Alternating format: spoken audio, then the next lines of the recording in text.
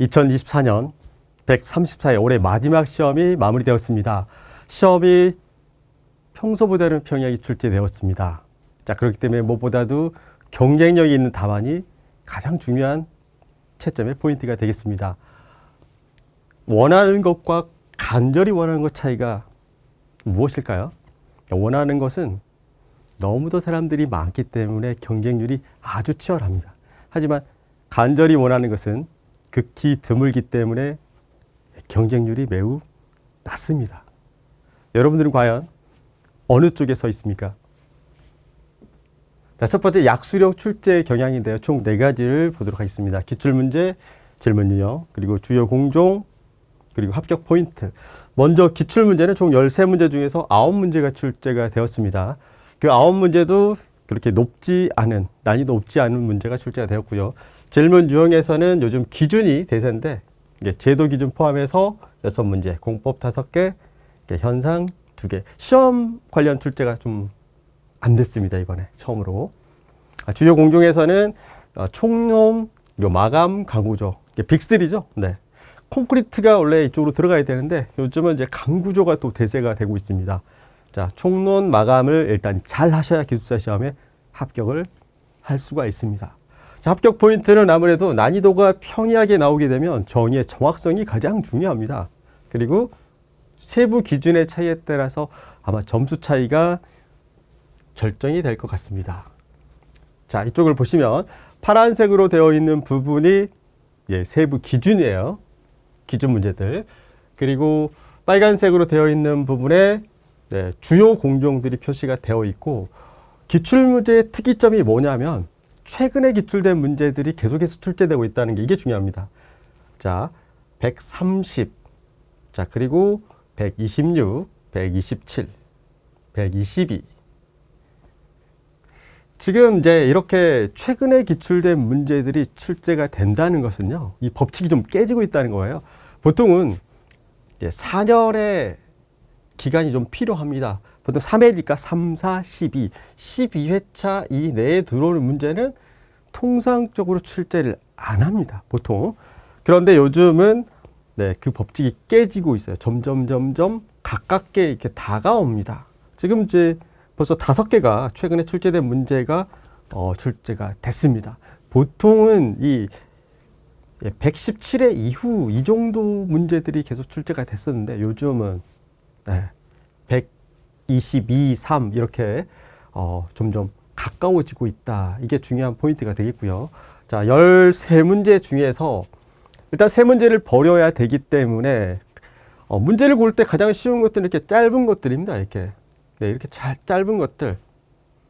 그나마 지금 제일 짧은 내용들이 이런 것들이죠. 자, 그 다음에는 내가 공부량이 좀 되면은 조건 플러스 기준을 고르는 거고요. 내가 공부량이 조금 덜 된다. 그러면 조건 들어간 것만 고르면 됩니다. 자, 그런데 펌프 압송 시 이렇게 조건이 들어가고 막힘 현상이 있고요. 조건이 들어가 있습니다. 그 다음에 고력 볼트, 고장력 볼트에서 이렇게 딱 시공 기준이다. 이렇게 되어 있고요. 철골 공사에 소속이 들어가 있죠. 스터드 볼트. 자, 이런 부분들이 좀 약간 문제가 될 수도 있어요. 왜냐하면 스터드 볼트가 아니라 스터드 볼트 용접이 들어가면 우리가 스터드 볼트에 관한 기준들을 적을 텐데 이렇게 스터드 볼트로 나온다 그러면 이 재료적인 부분 자재거든요. 재료적인 부분. 그러면 KS 기준에 의한 기계적 성질 이런 것들을 적어야 점수가 나와요. 규격을 적어야 되거든요. 이게 재료잖아요. 그래서 스터드 볼트 용접하는 게 아니라 지금 철골공사에서 스터드 볼트다. 그래서 이게 재료적인 부분, 이런 부분이 약간 미묘한 점수 차이를 낼 것 같고요. 여기서 이제 특정 자재에 관한 단품 슬라이딩에 대한 예외 규정, 이런 것들이 이제 점수 차이가 날 것 같습니다. 그래서 문제를 고를 때 뭐 그렇게 어려운 문제는 없지만 예를 들면 가우진 같은 경우로 문제를 한 페이지를 적기가 약간 애매모호할 때가 있겠고요. 휴게시설은 지금 현장에서 자주 하고 있는데 그래도 경험이 없는 분들은 또 고르기가 조금 애매했을 겁니다.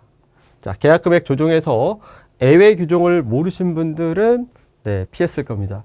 자, 그렇게 놓고 보면 문제를 버릴 문제가 거의 없을 만큼 이제 평이한 문제들이죠. 다만 키스콘 같은 경우도 출제가 100회 때 한번 출제가 됐지만 기억이 안 났다 그러면 이제 선택사항이겠죠. 2번하고 4번. 자, 이렇게 해서 2번에서 기출문제 이 용어에서는 네, 기준이 네, 요즘 대세다라고 보시면 될 것 같아요. 자, 서술형 출제 경향 보겠습니다. 총 4가지인데 먼저 기출문제는 각 교시당 한 문제 빼놓고는 전부 출제가 됐습니다. 그래서 용어 13, 그 다음에 서술 18 문제 중에서 15개가 출제가 됐습니다. 그리고 이제 뒤쪽에 총평을 보시면 제가 우리 디테일 용어책처럼 이렇게 별표가 3개가 있는데 별표를 색이 칠해진 게 있고 안 칠해진 게 있는데 이번 시험 문제는 네, 90%가 별표 3개짜리가 다 출제가 됐습니다. 그만큼 중요한 문제들을 많이 출제를 했어요. 기출문제. 질문 형태를 보겠습니다. 질문 형태하고 질문 유형이 약간 다른데 질문 형태 같은 경우는 이제 준비할 사항, 작업 절차, 고려사항, 유의사항, 특히 가장 기본적인 문제 유의사항과 방지대책인데 유의사항과 방지대책이 6개 그리고 2개가 출제되었고 나머지는 질문이 네, 나올 수 있는 모든 질문을 다 집어넣었습니다. 자, 그 다음에 질문 유형으로 보면 크게 2가지인데 항목 구분형과 조건 제시형이라 이렇게 보시면 돼요. 항목 구분형 같은 경우는 딱딱 항목을 지정을 해서 비교 분석을 해서 적어야 점수를 받을 수가 있어요. 준비 사항이 뭐냐, 네, 절차가 뭐냐, 특징, 기능, 문제점, 확인 대상 이렇게 해서 항목을 구분해서 답을 적어라. 이 항목 구분형 같은 경우는 항목이 부족하다 그러면 점수가 안 나와요. 자, 조건 제시형 같은 경우는 이제 현장 상황에 맞게끔 경험을 녹아 들어가게끔 해야 점수를 받을 수 있습니다. 그래서 보통 현장에 계신 분들은 이 조건 제시형이 나왔을 때 네, 자기 현장 경험이라든가 예를 들면 뭐 지하층 공사라든가 그다음에 뭐 49층 어떤 프로젝트 명을 적어놓고 규모를 적어놓고 뭐 적는다든가 이런 조건을 제시해 놓고 답을 적는 방법들입니다. 작업할 때, 어떤 작업할 때, 네, 이런 것들, 조립할 때, 해체 시, 집중, 호우 시, 이런 시점과 조건을 조졌다는 거. 자, 합격 포인트 보겠습니다. 134회는 기출문제가 대부분 출제되었지만 기존 기출문제하고 조금 달라요. 조금 다릅니다. 뭐냐면 이 KCS 기준에 있는 내용을 가지고 조건을 제시했습니다. 자, 그렇기 때문에 항목 구분 및 조건 대시가 대부분입니다.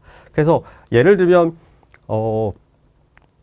디오토린 공법, 라강카 공법, 자중중대 공법 예를 들면 부역방지 공법이 기존에는 그 공법만 적으면 돼요. 하지만 이번에는 중점 관리사항입니다. 그럼 여러분들 자중중대를 해보시면 네, 잡석을 우리가 채우잖아요. 채우는데 텃파기를 하다 보면 레벨이 맞지가 않아요. 그래서 흙을 주변에 메워 놓고 포크레인 중에서 봉투가 들어갑니다. 이 궤도가 되어 있는 게 올라타요. 그럼 철근이 다 부러집니다. 그래서 그 부러지기 때문에 합판을 깔아놓고 올려놓고 포크레인이 들어가서 가요. 자, 그리고 이제 타워 크레인이 설치가 되어 있으면은 그 전용 마대가 있습니다. 거기에다 집어넣어서 밑 부분을 풀어서 네, 동시에 집어넣습니다. 그러니까 처음 작업은 포크레인이 가고 그다음에 중간중간 타워 크레인을 이용해서 네, 잡석을 포설합니다. 그럼 이제 뭐가 문제냐면 아까처럼 이제 철근이 전부 문제가 돼요. 그래서 그걸 어떻게 관리할 거냐 이런 것들이에요. 좀 문제가 다릅니다. 라강카 공법을 해보시면 라강카에서는 이 정착장 이 깊이하고 이 그라우팅에 따라서 어떻게 되냐면 인장 시험할 때 뽑힙니다. 많이 뽑혀요. 그러니까 그 중점 관리를 어떻게 할 거냐. 그리고 워터스톱을 설치해서 방수 관리 어떻게 할 것이냐 이런 것들이에요. 디오토린 공법을 우리가 해보면 디오토린 공법 같은 경우는 이 체결 부위에서 제대로 기능을 못하는 경우가 있습니다.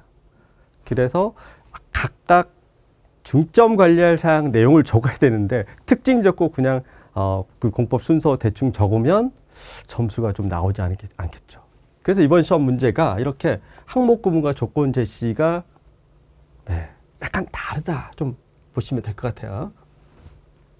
자, 2교시 문제 보겠습니다. 지금 색칠해진 부분들이 주요 네, 질문 유형들인데요. 2교시, 3교시 가면서 지문이 점점 길어집니다.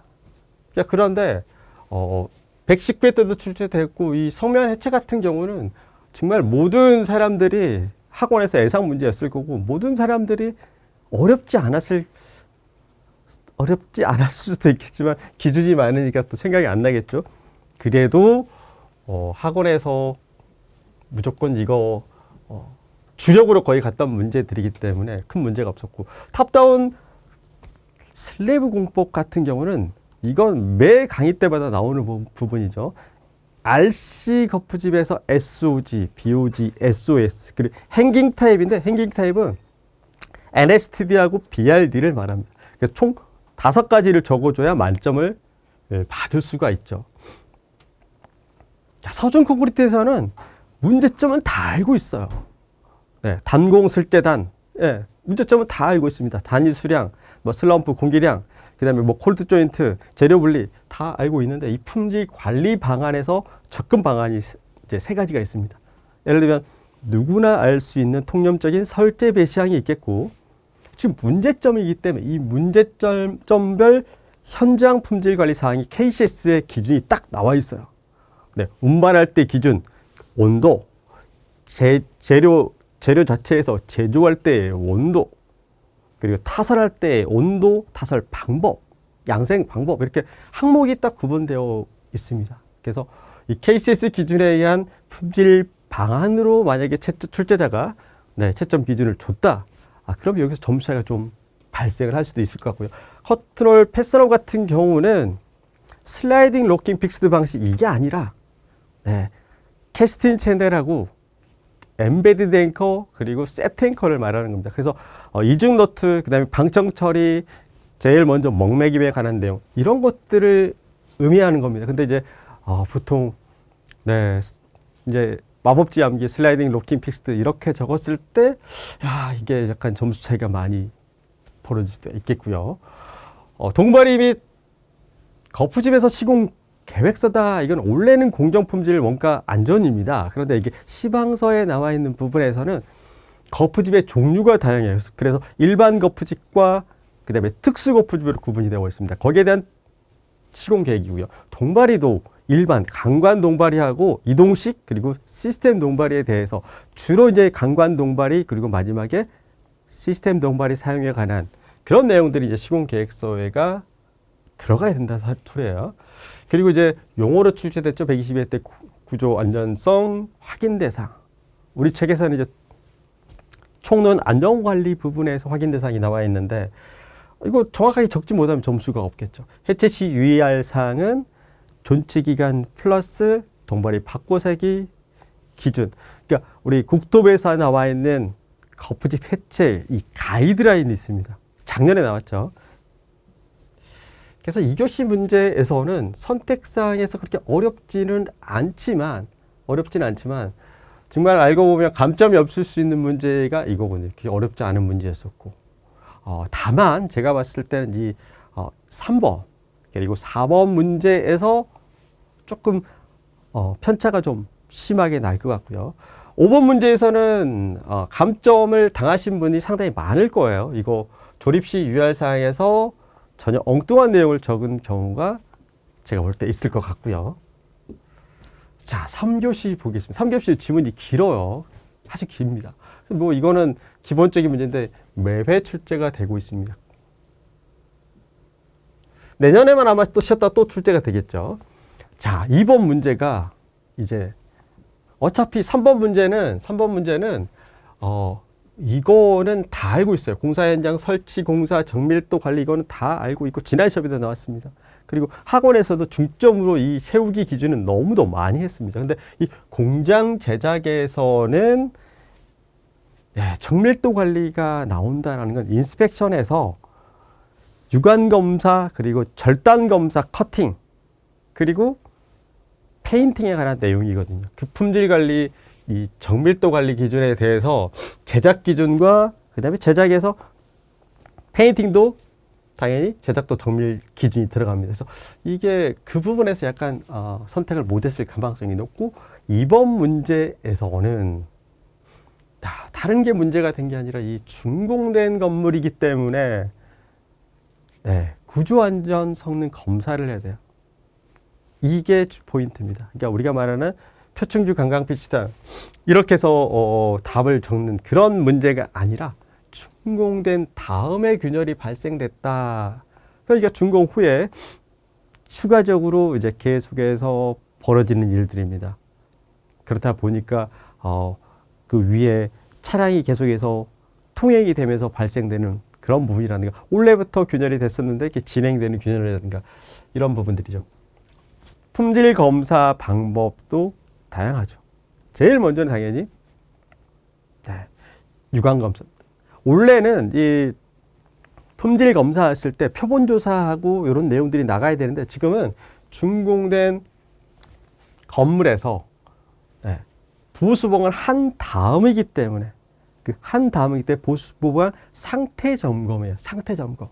그래서 뒤쪽에 그 성능 구조 성능 검사하는 내용들 다시 살펴보도록 하겠습니다. 그래서 3번, 2번 문제에서 약간 2번을 너무 쉽게 봤다가 감점을 당할 수도 있을 것 같아요. 2번 문제. 3번 문제는 애초에 3번 쓰고 나서 안 썼을 수도 있습니다. 자, 지붕 방수공사. 원래 출제가 되려면은 지하로 출제되어야 되고 그 다음에 뭐가 되어야 될까요? 옥상 녹화를 다 준비했는데 이번에 다시 또 지붕을 또 냈습니다. 이 지붕을 냈다는 거는 이런 것들을 이제 평지붕과 박공지붕을 구분해서 적어야 점수를 준다는 거예요. 지붕층 방수공사는 평지붕과 박공지붕을 구분해라. 그 경험상 적어야 된다 소리입니다. 그 요구 조건에 따른 방지 대책을 부위별로 적어야 돼. 부위별로. 드레인 설계부터 해서 바탕처리 드레인 설계 구배부터 해서 각각 주요 부위별로 적어야 점수를 받을 수가 있겠고요. 자, 5번 문제는 그냥 그대로 적으면 되죠. 뭐 법규 그대로 되어 있습니다. 그래서 보통 1번 그리고 5번 문제 같은 경우는 정말 사람들이 많이 준비를 해 놓았습니다. 이거 뭐 기술사 공부하신 분들이라고 보면 학원에서도 해체, 성면 해체는 뭐 어마어마하게 준비를 많이 해놨습니다. 근데 실제 현장에서 이제 시험장에서 가보면 이게 생각대로 잘 안 될 뿐이죠. 이것도 해체 공법을 준비하신 분이 또 있고, 해체했을 때 또, 다른 내용, 이제 폐기물 처리와 관련되게끔 만드신 분도 있고 하기 때문에, 물질안전 보건 자료는 용어로 출제가 한번 됐는데, 이제, 안전에서는 이제 더 이상 출제할 게 없다 보니까, 구조안전 성능 검사와 관련된 그 제도가 나왔고 또 지금처럼 물질안전 보건 자료가 나왔습니다. 아마 다음 시험에서는 유해염 방지 계획서라든가 뭐 이런 것들이 나올 수도 있겠죠. 자, 3교시 문제에서 정리를 해보면 쉬운 문제는 이제 1번 그리고 4번 그리고 5번 그 나머지 문제에서 이제 골라야 되지 않을까 싶고요. 제가 볼 때는 2번 문제를 너무 쉽게 봤다가 감점을 당한 분들이 의외로 이 부분에서 방심하다가 점수 차이가 좀 날 것 같습니다. 자, 4교시 마지막 문제 같은 경우는 국지성 집중호우인데 강우시 타설 이 문제가 한 2번 연속 나왔습니다. 그리고 연내에 12월 달에 강우량 기준을 정량적으로 분석을 해서 타설을 금지하도록 하는 기준이 12월에 나옵니다. 이게 이 나오기 전에 2월 달에 나와야 되는데 나왔고요. 안전 문제와 관련돼서 현장 안전 대책에 관한 문제가 나왔습니다. 집중호우 때 타설을 해보시면 알겠지만 큰 택지지구 한가운데 레미콘이 들어와서 집중호우가 오면 레미콘이 나가지도 못합니다. 그럼 뭐가 문제냐면 미리 발주내는 미리 레미콘이 뛰어놓은 레미콘이 발주돼서 길가에 있는 레미콘이 뭐 한 20대가 되는 경우가 있습니다. 난감하죠, 아주. 그리고 터파기를 하고 있을 때 초창기 때는 레미콘이 가다가 잘못하면 전도될 수도 있습니다. 그런 안전대책의 상황들을 말하는 거고요. 넓은 주차장이었을 때, 그리고 터파기가 깊었을 때, 고층 건물에서 집중호우가 왔을 때, 이런 세 가지 조건을 가주시는 게 네, 고득점의 요소가 되겠죠. 간단하게 이 안전에 관한 그 사고 유형 해봤자 네, 전도되고 미끄러지고 추락 낙하물 떨어지고 이 정도라서 그게 임팩트가 있는 게 아니라 조건을 정확히 적어야 됩니다. 아주 터프하기 층수가 깊었을 때, 그리고 넓은 주차장이었을 때, 그리고 아주 높은 조건에서 네, 최상층에서 집중호우 왔을 때, 크레인의 종류, 기존 선정, 뭐 조립 유의사항, 이거는 뭐 기본 문제가 되겠고요. 지하수가 높은 지하공사, 이것도 기본 문제죠. 여기 지수다기에서 별거 없어요. 같은 내용이에요. 굳이 할 필요가 없는데, 다만 지연시키기 때문에 슬러리얼 조인트 방수라든가 뭐 이런 부분들이 언급이 좀 되어야 되겠죠. 차수공법 같은 경우는 네, 저압, 중주압, 고압 다 적습니다. 그래서 결과적으로는 이 지문을 지우고 나면은 지하수 처리 방안이에요. 지하수 처리 방안. 자, 콘크리트 타설 시 거푸집 층압의 특성, 층압 산정하는 공식이 다 나와야 된다는 소리가 되겠고요. 증가 요인, 측정 방법 4가지. 그래서 아마 4번 문제에서 쓰려다가 주춤하신 분들이 아마 많지 않을까 싶습니다. 그래서 2번, 3번 작성을 하고 그 다음에 간단하게 지금 5번 결로 발생 방지 정말 쉬웠어요. 다만 한 문제를 선택을 해야 되는데 해안 콘크리트 염해까지는 쓰는데 세부 기준을 못 쓰면 애매모호하니까 잠시 대기. 자, 그리고 쭉 넘어가서 집중 호우. 이거를 쓰긴 써야 되는데 잘못 썼다가는 왠지 함정에 빠질 것 같아서 잠시 보류. 이러면서 4번을 탁 건들고 나서 측정 방법 감점 네, 위험할 수도 있죠. 이 부분이 약간 걱정이 되기도 해요. 차라리 모르는 것들은 그냥 물론 영어로 준비했으면 쓸 수도 있겠죠. 빼고 그 다음에 이것도 감점 요소가 혹시 모르니까 빼고 얘를 골라가지고 약간 좀 위험할 수도 있어요. 그런데 이게 오히려 전화해보기도 될 수도 있습니다. 자, 이렇게 해서 지금 1교시 때부터 4교시까지 지금 전체적인 문제의 전체적인 내용을 살펴봤고요. 자, 다음 시간부터는 각 교시별로 세부 문제풀이를 하도록 하겠습니다. 자, 여기까지 출제 경향 분석이었습니다.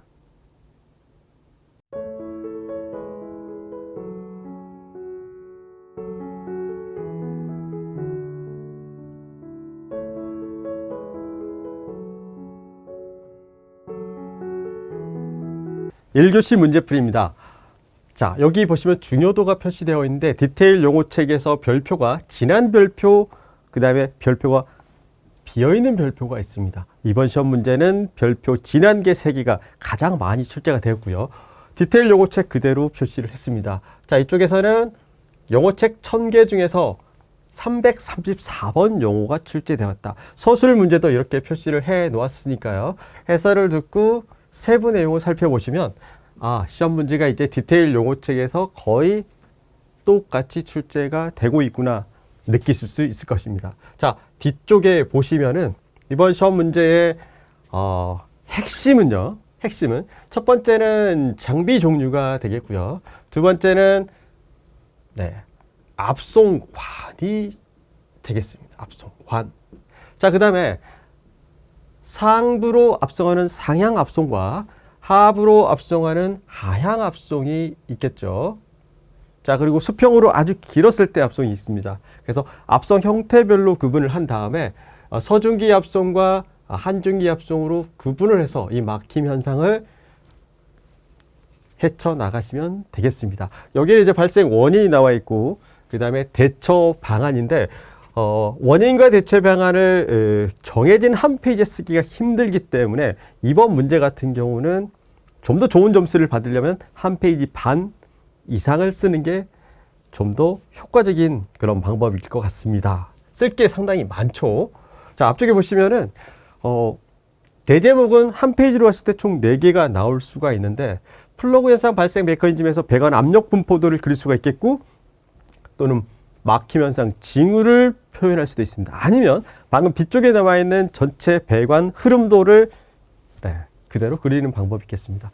자, 3번은 무조건 막힘 원인인데 이 막힘 원인과 방지 대책을 같이 이렇게 도표로 가는 방법도 있는데 실제 시험장에서는 이 글자를 쓰기가 조금 애매모호합니다. 노트하고 약간 달라요. 그래서 보통은 원인을 적고 나서 그 다음에 대책을 따로 적는 게 아마 좀 더 효율적이지 않을까. 점수를 만약에 채점을 준다 그러면 아마 분리해서 작성하는 게 조금 더 좋을 것 같습니다. 그래서 사전 대책과 사후 대책 또 조치 방안도 분리하는 게 조금 더 효율적이었을 것 같습니다. 자, 핵심 포인트 보겠습니다. 서중기 합송, 한중기 합송 꼭 표현을 해주는 게 좋겠죠. 자, 고소 상향 그리고 하향 합송 메인 그림을 그려서 갈 수가 있는데 보통은 서술 문제에서는 그게 갈 수가 있지만 영어 문제에서는 그림을 너무 크게 그리게 되면은 오히려 감점이 나올 수도 있어요. 그래서 이 작성을 했을 때 점수 편차는 제가 볼 때 많지는 않을 것 같습니다. 대부분 좋은 점수는 받을 것 같아요. 자, 두 번째 문제는 확실한 기준을 알고 있어야 됩니다. 이게 면적 기준과 높이 기준이 있죠. 조도 기준이 있겠고 습도 기준이 있습니다. 자, 그래서 보통 우리가 이제 그림으로 보면은 자, 바닥이 있겠고 상부 쪽에 천장이 있겠죠. 그럼 바닥에서 천장까지가 기본적으로 뭐 반자 높이 항상 2.1m 이상. 보통 내부 쪽은 2,300인데 네, 큰 의미가 없기 때문에 2,100 이상을 두고 있고 지붕을 만약에 설치했다 그러면 천장 마감이 끝나는 지점까지를 말합니다. 자, 그럼 이렇게 이제 안쪽에 내부 시설이 있고 전체 미 면적 기준으로 보면은 2 곱하기 3 하면은 6제곱미터. 그래서 이 기준은 일단 그림이 나와야 점수를 받을 수가 있겠죠. 세부적으로 휴식 시간에 관한 것을 언급을 하면 좋을 수도 있는데 실제 시험장에서 이 내용을 적기가 쉽지가 않았을 것입니다. 자, 그래서 기준사항은 6제곱미터, 네, 천장 높이까지 2.12 기준. 자, 그 다음에 뒤쪽에 보시면 습도 기준과 온도 기준이 있죠. 그래서 밝기에 뭐 100 럭스, 200 럭스. 그래서 아마 이번 문제 같은 경우는 노트를 만들어 놓지 않은 분의 경우는 기준 없이 그냥 작성을 했기 때문에 그렇게 작성하게 될 경우 16에서 한 17점, 감점 1점, 2점 정도 나올 수가 있을 것 같아요. 아마 더 많이는 주지는 않을 겁니다. 자, 이번 문제 같은 경우는 이제 교재들에 워낙 또 잘 나와 있습니다. 뭐 기본서, 마법지, 디테일 교재 아주 잘 나와 있죠. 예제로 작업일 산정하는 기준들이 딱 국토부에서 기준이 가이드라인이 나왔습니다. 그래서 월별 기준이 있죠. 1월부터 12월까지 가장 공사를 서울에서 오래 할 수 있는 기간이 11월 달 그리고 뭐 3월 달. 그러니까 여름 같은 경우는 장마 기간 때문에 공사를 못하는 기간이 있겠고 겨울에는 눈 때문에 작업을 못할 수가 있겠고 또 간절기 중간에 뭐 9월 달에는 추석이 또 껴있고 그렇죠. 이런 변수들을 고려해서 공사기간, 준비기간, 비작업일수, 작업일수, 정리기간을 포함해서 산정하는 절차를 작성하고 산정 방법을 적어줘야 점수를 받을 수가 있겠죠. 그래서 이번 문제는 이제 아마 시험장에서 잘 모르신 분, 내가 이런 것들 생각 안 난다 그러면 S커브 곡선을 놓고 전체 보활공정표 하듯이 표시해서 적으신 분도 있을 것 같아요. 네, 즉흥적으로. 자, 이번 문제 같은 경우는 메인 그림이 일단 나오지 않으면 점수가 안 나오겠죠. 그래서 공사 통보대장인데 이게 지금 건설 공사 대장으로 지금 출제가 됐습니다. 그래서 밑에 나와 있는 작성 포인트 내용을 꼭 적어줘야 됩니다. 공사개요, 도급 내용, 그리고 하수구민의 뭐 수령 현황들 이런 그 계약이 만약에 딱 됐을 때 종합적으로 통보해 주는 거, 그 계약 현황을 통보한다. 그러니까 현황을 통보한다. 이게 중요하죠. 그래서 불법 하도급 이런 것들을 막기 위한 제도이기 때문에 메인 그림이 일단 나와줘야 점수를 받을 수 있을 것 같고요. 지금 이제 구분을 해놨죠. 건설 업체에서 하는 과정, 그 다음에 발주자에서 통보 내역을 확인하는 절차 이렇게 구분되었고요. 뒤쪽은 이제 구분을 해놨습니다. 하도급 건설공사대장과 지금 이야기한 건설공사대장을 구분을 해놨는데 지금 우리는 이쪽에 있는 사항만 기재를 하면 됩니다. 그래서 실질적으로 대상과 통보 시기 그리고 통보 내용만 작성하신다면 점수에 큰 문제는 없을 것 같아요. 자, 시스템 비계는 뭐 설명이 필요가 없죠. 그래서 기준 그대로 작성하시면 뭐 큰 문제가 없을 것 같고, 수지 미장도 학원에서 뭐 거의 한 4년 동안 예상 문제를 했던 것 같아요. 그래서 우리 전개도 그림을 그려서 설명을 했었고, 합성수지 플라스터, 시방서 정식 용어는 합성수지 플라스터 이렇게 해서 학원에서는 예상 문제를 너무도 많이 했기 때문에 드디어 나왔습니다. 다만 아쉬운 거는 서술로 나왔으면 조금 좋았을 건데 영어로 나왔습니다. 자, 수지미장 같은 경우는 각 부위별 상세도를 그려야 돼요. 현장에서 여러분들 마감 끝나는 부분들, 그 다음에 계단 마구리 부분들, 이런 그 끝나는 부분들의 마감을 그려주셔야 되겠고요. 가장 쉬운 거는 전개도에다가 절차를 그대로 가주시면 되겠습니다. 조족조 백화 현상은 서술 문제대 용어로 출제됐어요. 그래서 이것도 큰 해설이 필요 없는 문제가 되겠고, 기계적 이음에서는 항목을 안 적으면 점수를 못 받습니다. 그래서 나사식도 종류가 여러 가지가 있죠. 슬리브 압착, 연속, 스퀴즈 조인트, 단속시킨다, 그립 조인트 이야기하는 거고요. 그라우팅이 일반 교재들에 나와 있는 캐드 웰딩, 그 다음에 이제 이지 커플러, 이런 뭐 편체식 커플러 형태. 자, 그래서 이것도 그림 그리고 항목만 적어도 한 페이지 그냥 넘게 나올 수 있는 그런 문제가 되겠습니다. 그래서 이런 것들은 마법지 암기가 안 되어 있으면 손을 못 댑니다. 헷갈려서. 그래서 철근에서는 마법지 암기를 할 게 피복 두께와 지금 이음 공법, 피복 두께와 이음 그리고 정착 위치만 암기를 하시면 돼요. 나머지 구조적 기준은 의미가 없습니다.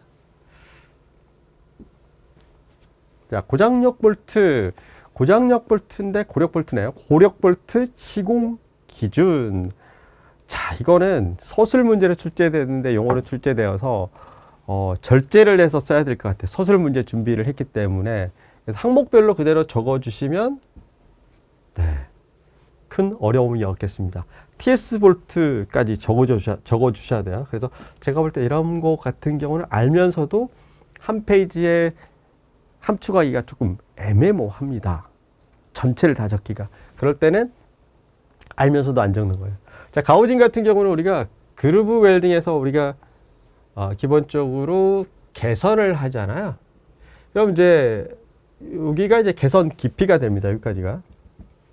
그 다음에 여기가 이제 개선 각도가 되죠. 자, 그럼 용접을 했을 때 여기가 루트인데, 탐부가 루트인데, 루트 부분에서 이렇게 흘러서 내려오는 게 오버헝입니다. 오버헝. 그걸 없애기 위한 작업이 바로 가우징입니다. 그래서 금속을 녹이는 강한 공기로 불어내 홈을 만드는 작업. 그래서 이거 같은 경우는 이제 메인 그림은 뭐 그렇게 어려움 없이 그림을 그렸을 건데, 이제 세부적으로 노트를 안 만들었다라고는 안에 있는 것들을 항목을 못 적어서 잘못 적었다는 감점을 받을 수가 있겠죠. 그래서 정확하게 그림까지는 다 그렸을 것 같아요.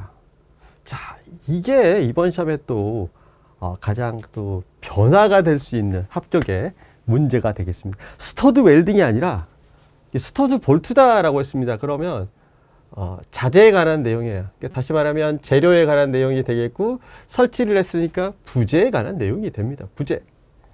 그렇기 때문에 다른 것과 달리 재료에 관한 치수 외관 KS 내용을 적어줘야 된다는 소리예요. 그러니까 만약에 스터드 볼트 용접이다라고 하면 용접 유의사항 검사 방법을 쭉 적을 건데 이거는 자재기 때문에 재료적인 품질 요건을 적어줘야 됩니다. 뒤쪽에 보시면 이제 품질 기준 스터드 치수 외관이 나와 있습니다. 그리고 이제 기계적 성질. 그리고 이걸 설치하는 과정까지만 적어주면 됩니다. 이렇게만 적어도 한 페이지가 훨씬 넘어갑니다. 스터드 용접을 적었을 때 과연 얼마나 감점을 줄지 아니면 평균 점점을 줄지 고점은 주지는 않을 것 같고요. 아마 대부분 스터드 볼트 용접으로 적었지 않을까 싶습니다. 이게 함정이다라고 보시면 될 것 같아요. 시험 문제는 당연히 스터드 볼트 용접이 아니라 스터드 볼트라고 되어 있습니다. 그러면 KS 규격을 적으라는 소리입니다. KS 규격. 문제가 다르다라고 보시면 될 것 같아요. 자, 바닥 충저금의 경우는 이게 경량, 중량으로 아예 출제가 됐던 거를 크게 출제가 됐습니다. 그래서 충저금 기준과 차단 성능 기준. 자, 이 문제 같은 경우는 쓸 게 많죠. 상세도 그릴 것도 많고, 이거 테스트하는 기준들도 적을 것도 많고. 그래서 이거는 이제 채점 기준에 따라서 뭐 달라진다기보다는 방향이 그렇게 뭐 어긋나고 하진 않습니다. 그래서 쓰는 내용들이 워낙 많기 때문에 이 중에서 골라서 적는 게 좋겠죠. 다만 점수가 가점이 된다는 거는 이런 충격 성능 등급 기준을 적어주면 조금 더 점수가 더 올라가겠죠. 자, 마지막 문제인데요. 이번 문제 같은 경우는 정말 이제 안 할 수가 없을 만큼 설계 변경, 물가 변동, 계약 금액 변경 계속해서 출제가 되고 있죠. 특히 이번 문제에서는 특정 가격 차집, 가격 변동, 이 예외 규정을 별도로 출제됐어요. 그래서 뒤쪽에 보시면은 추가적으로 단품 슬라이드과 비교가 되어 있는 부분이 나와 있는데 특정 규격 자재의 가격 변동, 원자재 가격 급등 등으로 계약 이행이 곤란한 경우 또는 환율 변경 이런 부분들이죠. 그래서 뒤에 품목 조정률과 지수 조정률 기본적인 변경사항 그리고 단품 ES와 총액 ES. 그래서 이것도 뭐 매번 시험 보는 분들이 준비했다가도 이번에는 안 나오겠지. 준비했다가도 이번에는 안 나오겠지. 항상 미뤄두는 문제이지 않을까 싶습니다. 자, 여기까지 총 13개 문제가 나왔는데 기출 문제가 많이 출제가 됐습니다. 다만 약간 혼동이 될 수 있는 부분들은 아까 스터드 볼트 같은 경우에서 많은 감점은 나오지는 않을 거예요. 그렇지만 점수 차이는 조금은 날 것 같고요. 뭐 문제들이 그렇게 기존의 문제에 비해서는 조금은 더 평이했습니다. 뭐 그렇다고 해서 아주 쉽다 이렇게 표현할 수는 없습니다. 시험장에 막상 가보면 생각보다 내 마음대로 안 되기 때문에. 그래서 여기까지 이제 1교시 출제 경향이었습니다.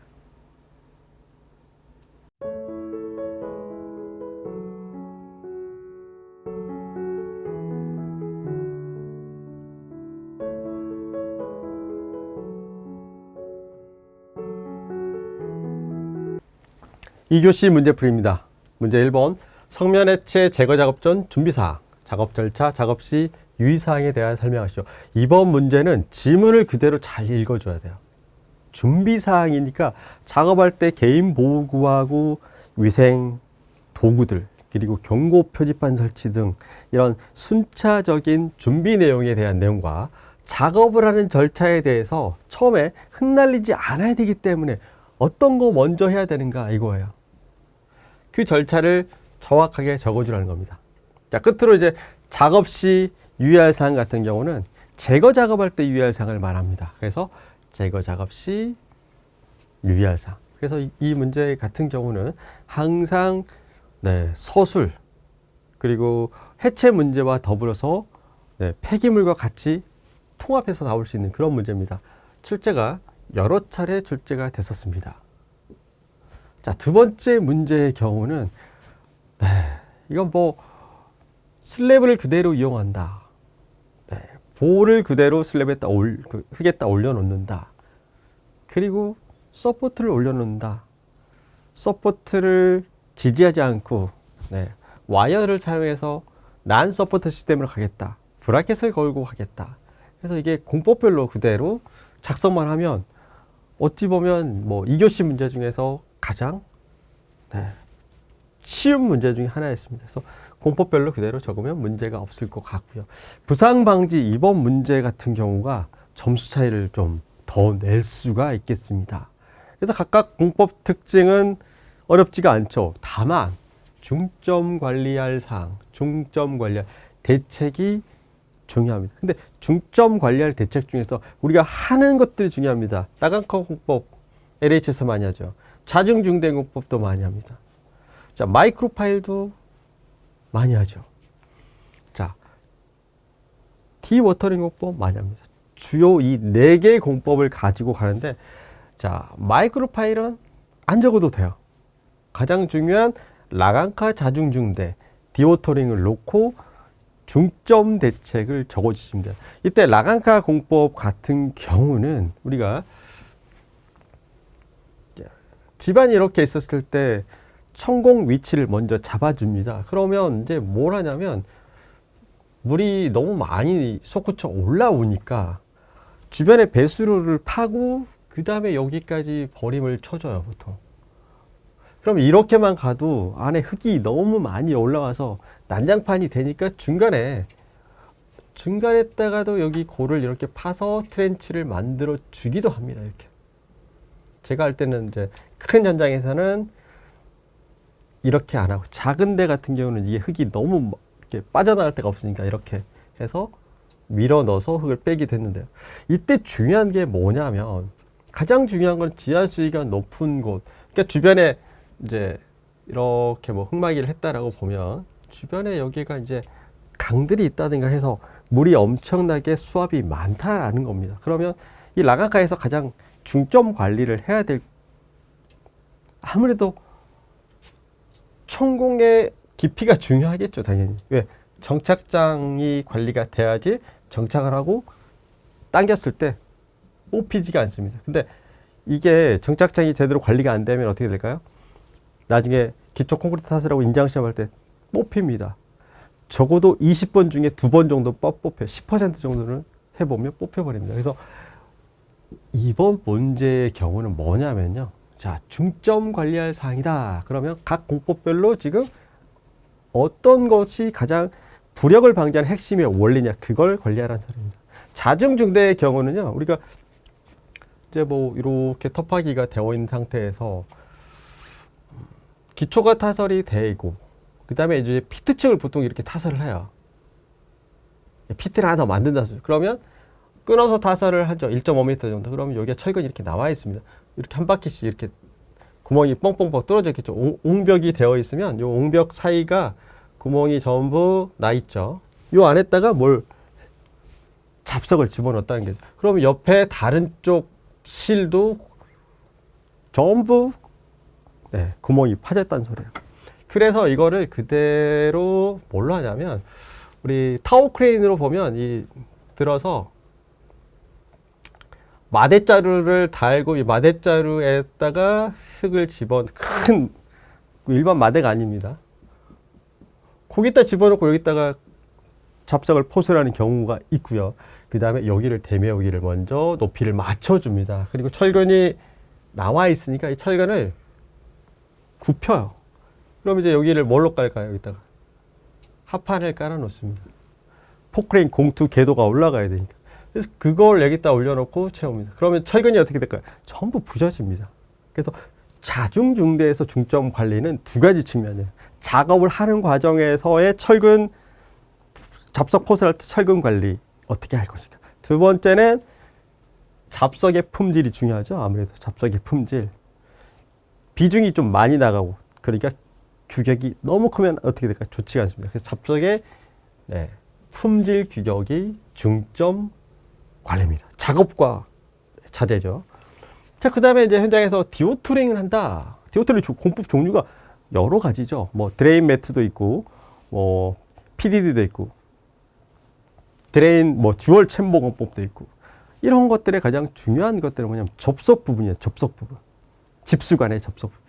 그 부분을 네, 관리를 잘못하면 이것도 포크레인 지나가면서 부셔질 수도 있겠고 타설하면서도 파손될 수도 있겠고 그래서 접속부 부분과 챔버 부분의 관리 이런 부분들이 중점 관리할 내용이다. 그 공법의 핵심 원리에 관한 가장 현장 시공의 핵심들 이런 것들이 이제 점수가 되는데 일반 교재들에 나와 있는 내용으로 그냥 대충 썼을 때 아마 점수 차이가 어느 정도 날까? 그래서 감점은 많이 당하진 않을 거예요. 그러나 정확하게 알고 쓴 분들하고 차이는 조금 나지 않을까 싶습니다. 자, 서준 콘크리트에서 포인트는 KCS 현장 품질 관리 방안인데 제가 3개를 나눠놨습니다. 자, 첫 번째 KCS에 나와 있는 전체 품질 관리 사항에서는 자재, 배합 비비기, 그리고 시공에서 운반, 타설 온도, 타설 방법, 그리고 양생 이렇게 전체 품질 관리 방안이 나와 있고요.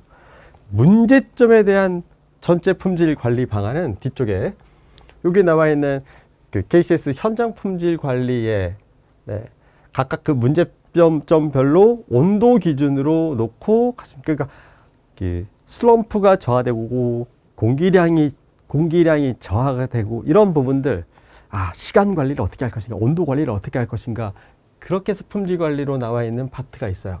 그래서 채점 기준으로 볼 때 전체 품질 관리로 할 거냐 아니면 문제점별로 갈 거냐 따라서 약간 달라질 수가 있겠고 그냥 일반적으로 공부한 통념적인 경우는 설대 배상 그러니까 이 문제와 다르게끔 서준 콘크리트 시공 시 문제점과 또 방지 대책 이런 형태로 쓴 것 같고 품질 관리 방안하고 약간 차이가 좀 있지 않을까 싶습니다. 그래서 이 서준 콘크리트를 놓고 얼마나 감점을 많이 주고 이런 것보다는 가점을 받느냐 이 차이지 않을까 싶습니다. 자, 그 다음에 3번 이 패스너 같은 경우는 슬라이딩 로킹 피스트밖에 이게 아니에요. 자, 엠베디드 플레이트, 캐스팅 채널 시스템, 그 다음에 세트 앵커 이 패스너의 기능과 종류별 유의사항입니다. 자, 그래서 각각 우리 교재에 나와 있는 내용들 요약 정리해서 그림을 그리시면 되겠고 자, 이 내용은 메인 그림으로 그릴 수도 있고 아니면 곧장 기능 그대로 적으면 되죠. 기능 늘 메모하고 강의 들었던 내용들이죠. 그리고 핵심 내용에서 이게 이제 고정 패스너에 관한 내용이라서 이 부분을 전부 다 쓸 필요는 없어요. 각각 앞쪽에 나와 있는 공법별로 쓰시고 통합적으로 뭘 적어야 되냐면 통합적으로 이중 너트 부분 풀리지 말게끔 이중 너트 들어가는 부분 그 다음에 방청 페인트 들어가는 부분들 그 다음에 용접 고정하는 부분들 너트 풀림 방지 이런 부분들에 대해서 어느 정도 변별력 있게 적느냐 이게 포인트일 것 같고요. 아마 점수 차이가 이 문제에서 좀 차이가 많이 벌어지지 않을까 싶습니다. 자, 이것이 마지막 문제 거푸집 동바리 시공계획서인데 자, 이 부분 같은 경우는 거푸집은 일반 거푸집과 특수 거푸집이 있겠고 동바리도 강관 동바리하고 시스템 동바리가 있습니다. 그래서 시공계획서이기 때문에 원래대로 보면 시공계획서 순수 보면 공정품질 원가 안전이죠. 그런데 시공계획서의 포함 사항과 안전 확인 대상과 해체 시기 때문에 이 부분은 시공하면서 안전과 연관져서 점수를 기술을 해볼 필요가 있다라고 보시면 돼요. 그래서 지금 여기 나와 있는 내용들이 시방서에 대한 내용들입니다. 그래서 이 부분 같은 경우가 답을 작성할 때 구상을 제대로 못해서 아마 점수를 못 받거나 또 구조안전 확인 대상을 정확하게 작성을 못해서 이 문제를 피하신 분이 생각보다 많을 것 같아요. 그래서 기본적인 시공계획 수립 절차를 적고 자, 이 내용 말고 앞에 나와 있는 시방서 내용 쪽으로 접근할 수가 있는데 그 시방서 내용 쪽으로 접근하려면 양이 좀 많아요. 그래서 약간의 감점을 감수하고 일반적인 시공계획 수립 절차로 보편적으로 갔을 가능성이 높을 것 같고요. 그 다음에 안전성 확인 대상은 이것들은 이제 안전 문제를 만들었던 분들 같은 경우는 어려움없이 기준들이니까 그대로 기준들이 거의 비슷하죠. 그 다음에 해체 시 유의할 사항. 그래서 이번 문제도 3교시 같은 경우는 생각보다도 격차가 좀 있었을 것 같아요. 2교시 문제 같은 경우도 약간 격차가 좀 있었을 것 같죠. 그래서 2교시 문제에서는 약간의 격차가 서준 콘크리트, 그 다음에 부상 방지, 그리고 패스너에서 온도 차이가 조금 발생할 수 있는 그런 문제들이 좀 있었습니다.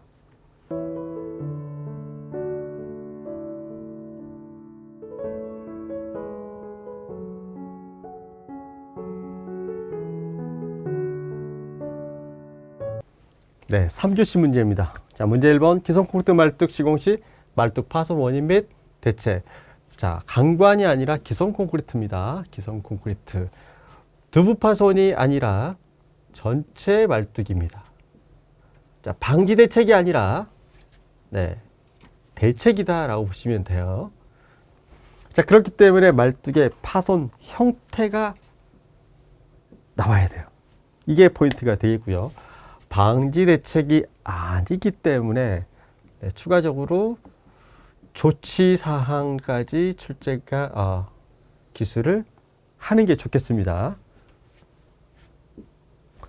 자, 그래서 이렇게 말뚝의 파손 형태별로 문제점과 대책인데 방지 대책을 포함을 하고 그 다음에 추가적으로 아까 이야기했듯이 조치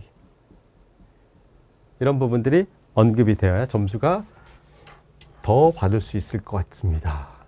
자, 이번 문제에서는 준공된 철근 콘크리트가 되겠고요. 준공된.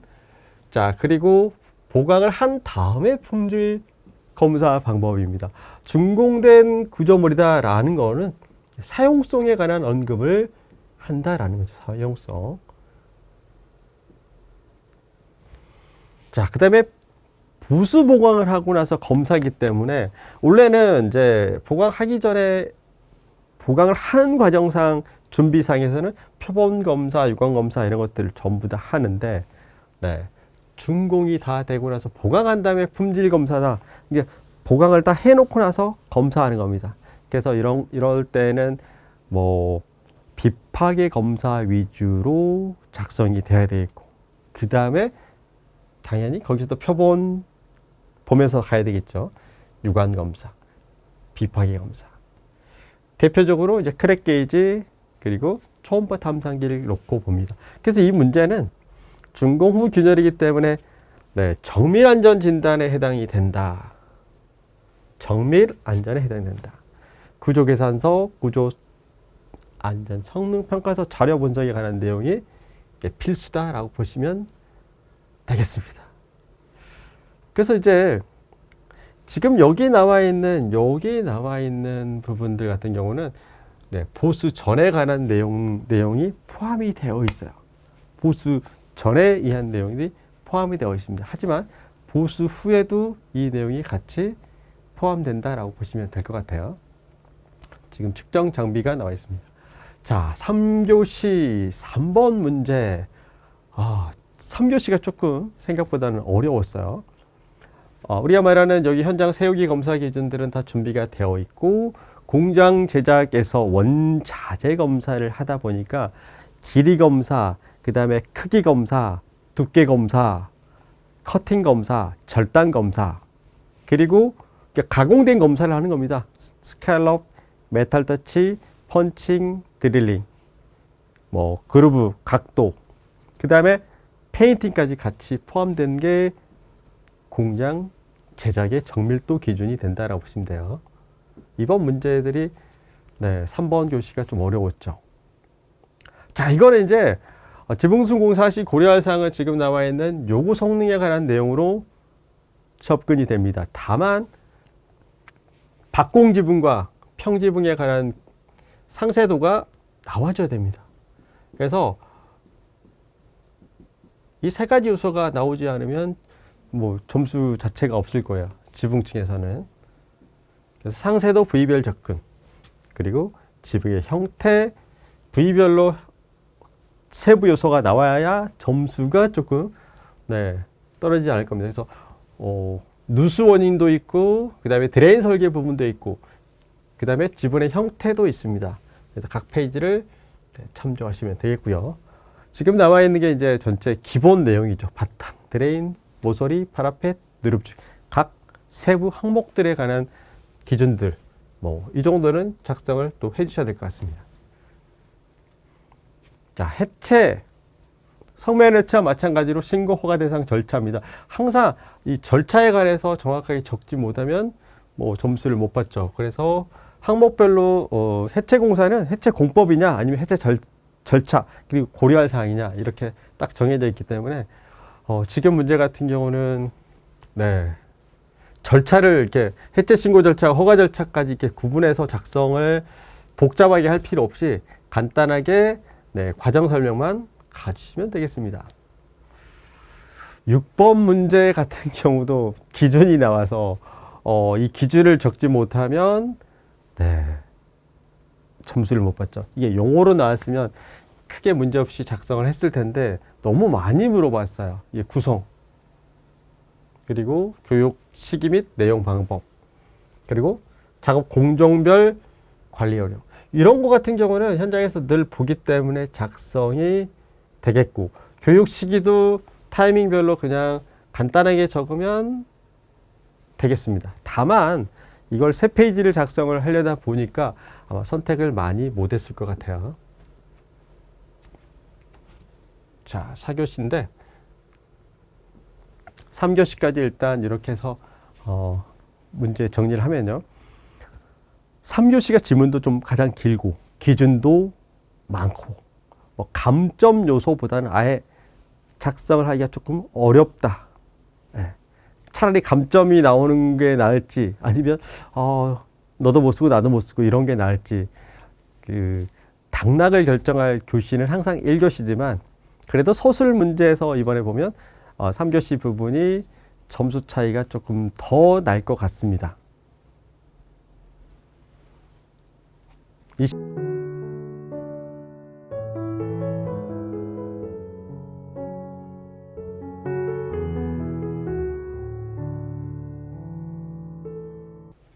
네, 4교시입니다. 문제 1번. 콘크리트 타설 중 국지성 집중호우 시 조치사항과 현장 안전 대책에 대하여 설명하시죠. 자, 이 부분은 정부에서 연내 이제 집중호우에 대한 또 강우시 타설에 대한 기준이 나올 건데 정확한 강우량에 관한 정량적인 기준이 나올 겁니다. 자, 그에 앞서 출제가 됐는데요.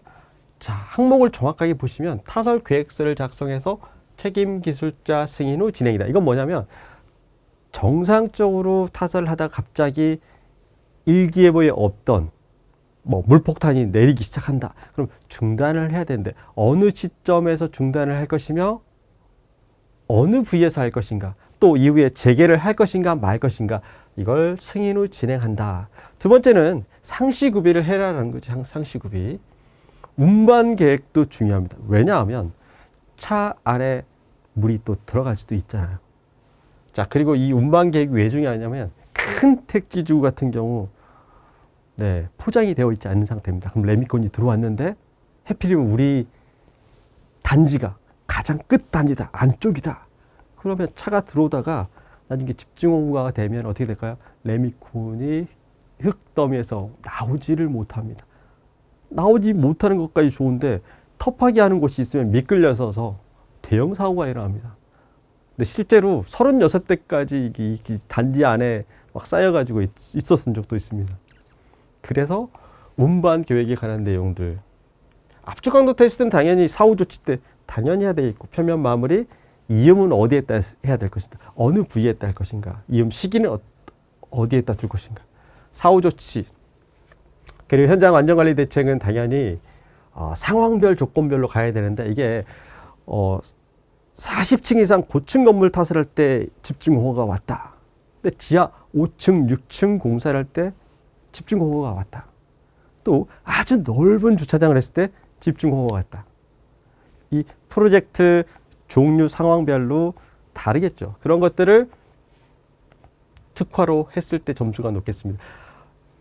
안전 대책은 당연히 동발이 붕괴, 전도, 그리고 미끄러짐, 추락, 유형이 많지는 않습니다. 다만 현장 여건상 터파기를 했을 때 흙막이라는 곳에서 비가 많이 오게 되면 이 차량 같은 경우가 전도가 될 수도 있고 미끄러질 수 있다. 이런 부분을 효과적으로 만약에 작성을 했다라고 보면 조금 더 특화가 될 수가 있을 것 같습니다. 자, 기본적인 정부 이 가이드라인에 들어있는 겁니다. 자, 이것들은 차분히 한번 보시면 좋을 것 같고요. 두 번째 문제에서는 가장 기본적인 문제죠. 트레인의 종류, 기종 선정, 조립 배치. 이 종류라는 거는 T타워 크레인과 러핑 크레인이 있겠고 고정식과 이동식이 있고 플로우 타입과 마스터 클라임 타입이 있습니다. 그래서 그 종류를 다 적으셔야 돼요. 그 다음에 이 기종 선정식 주의할 사항은 프로젝트 종류에 따라 달라요. 그리고 주변 여건에 따라 다르기 때문에 기존 선정은 기본적인 내용, 조립 배치 시 유의사항. 그래서 이 문제가 상당히 큰 문제입니다. 그래서 텔레스코핑을 적지 않으면 감점이 좀 심하게 나올 수도 있을 것 같아요.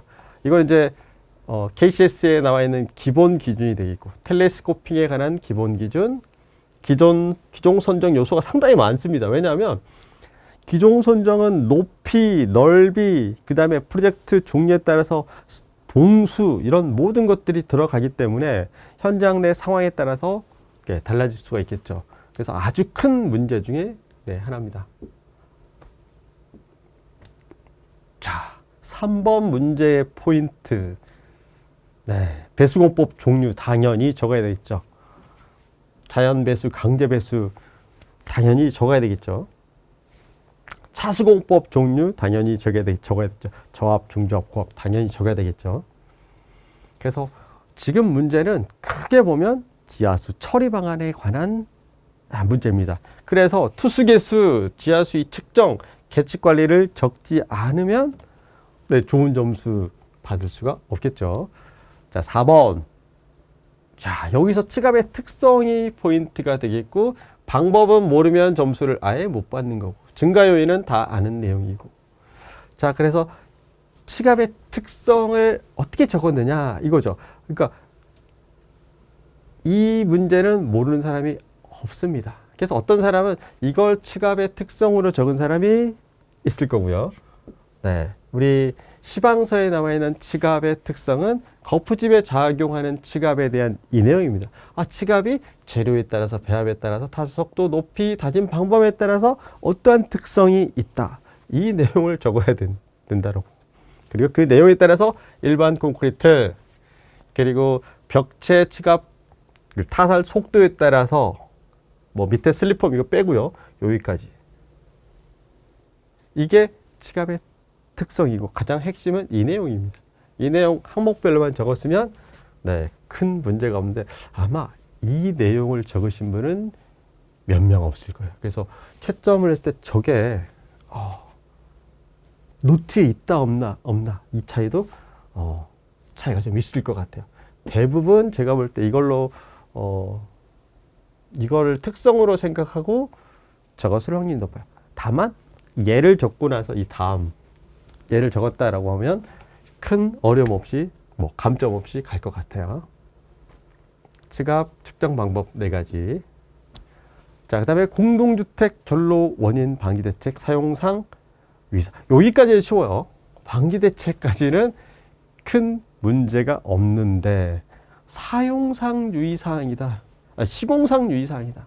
시공상 유의사항이다. 이렇게 돼 있어요. 그러니까 이게 시공상 유의사항은 뭘 적으라는 소리냐면 단열재 설치에 관해서 쓰라는 소리예요. 단열재. 그러니까 단열재를 우리가 설치할 때 벽체 설치할 때 어떻게 할 거야 이거고요. 바닥 설치할 때 어떻게 갈 거고 지붕 설치할 때 어떻게 갈 거냐. 이제 먼저 부위별로 시공할 때 무엇을 주의해야 되느냐 이거. 근데 세부 부위별로 가면은 접합부 부위를 어떻게 설치할 거냐. 그리고 이음부 부위를 어떻게 시공할 때 유의할 거냐. 자, 부착할 때 어떻게 갈 거냐. 자, 다시 하나 정리해보면 내단열과 외단열, 특히 외단열 같은 경우를 언급을 해주면 좋겠죠. 늘 강조했던 외단열 패스너 공법, 네, 현장 경험으로 설명을 쭉 해드렸습니다. 이런 부분들이 이제 포인트일 것 같아요. 원인과 방지 대책은 모르신 분이 없기 때문에 시공상 유의사항에서 점수 차이가 좀 많이 나지 않을까 생각합니다. 뒤에 있는 일반적인 교재에 대한 내용들, 이런 부분들은 네, 큰 문제 없이 각각 내부 결로, 외부 결로 해서 대책은 다 적습니다. 다만 시공상 유의사항에서 차이가 날 것 같고요. 마지막 문제는 염해까지 작성을 다 하시고 대책하시고, 이게 세부 기준을 적어줘야 점수를 받을 수가 있어요. 그래서 이 부분, 이 문제 같은 경우는 노트를 만들지 않고서는 아예 접근 자체가 뭐 힘들었을 것 같아요. 그래서 뭐 시방서에 나와 있는 항목 작성을 그대로 하셔야 되겠죠. 연분 함유량과 마찬가지로. 자, 여기까지 이제 134회 네, 문제가 마무리되었습니다. 자, 제대로 공부 안 하면서 불만만 털어갔지 않은가 해서 쳐다보고 있죠. 네. 시키는 대로 일단 합격을 하려면 목표량을 먼저 채우는 게 우선이에요. 목표량을 채우고 마법지 100번 이상 회독했는가. 볼펜 30자루. 30자루 너무 많은가요? 뭐 사람에 따라 다르겠지만 보통 네, 30자루 정도 플러스 마이너스 10자루 정도 보통 보시면 될 것 같고, 요즘은 이제 영어 정의를 반복하지 않으면 합격이 거의 힘듭니다. 뭐 2개월, 3개월, 4개월 합격도 타이밍이 맞아야 합격이 되는 거고요. 상담을 자주 하고 요청하고 있는데 이게 합격에 상당히 중요한 요소 같아요. 왜냐하면 공부를 할 때 합격을 하는 요소가, 가장 큰 요소가 자기 자신의 의지인데, 이 의지가 타이밍과 상당히 연관이 되어 있습니다. 타이밍. 그러니까 가르치는 사람하고 어떤 교감과 타이밍이 되게 중요한데, 사람들이 워낙 많기 때문에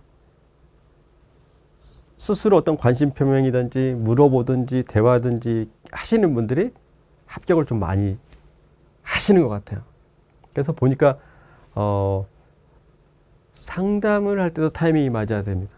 작년에 제가 큰 사고가 나가지고 1년 동안 이제 어떤 수험생들의 뭐 학습 도와주는 이것보다는 제 개인적인 그 아픔과 수술 그 후유증 이런 것들 때문에 어떤 상담이나 이런 것들을 제대로 할 수도 없었고, 제가 먼저 다가서서 뭔가 해줄 수 없는 1년 동안 뭐 상당히 힘든 23년, 24년이었습니다. 그래서 지금 이제 재수술을 다시 하고 컨디션이 좋아지면서 뭔가 시스템도 지금 전부 개편이 되고 교재도 다 개편이 됐습니다. 그래서 같이 간절해져야 되구나. 그리고 가르치는 사람도 컨디션이 좋아야 돼요. 그래서 이번을 기점으로 저도 이제 간절해진다. 여러분들도 기술사가 몇 순위인가를 한번 봐야 됩니다. 시간 투자를 어느 정도 할 것인가. 시간 투자를 많이 작게 다르겠지만 보통은 2시간 이상은 한 번씩 꾸준히 해주시고, 시간이 날 때는 뭐 4-5시간, 그러니까 재미를 붙여서 문제를 만드는 데 재미를 붙여야 합격이 됩니다. 그래서 서브노트도 상당히 중요하죠. 서브노트를 안 만드는 사람도 있겠지만 서브노트를 만들면서 공부를 하는 게 훨씬 더 효과적이죠. 원하고 있는가, 간절히 원하고 있는가. 간절히 원해야 합격할 확률이 조금 더 높아지겠습니다. 여러분들 눈높이에 맞게끔 네, 최선을 다해서 25년 대비 네, 여러분들 합격을 최대한 도와드리도록 노력하겠습니다. 여기까지 134회 네, 기술사 총평이었습니다.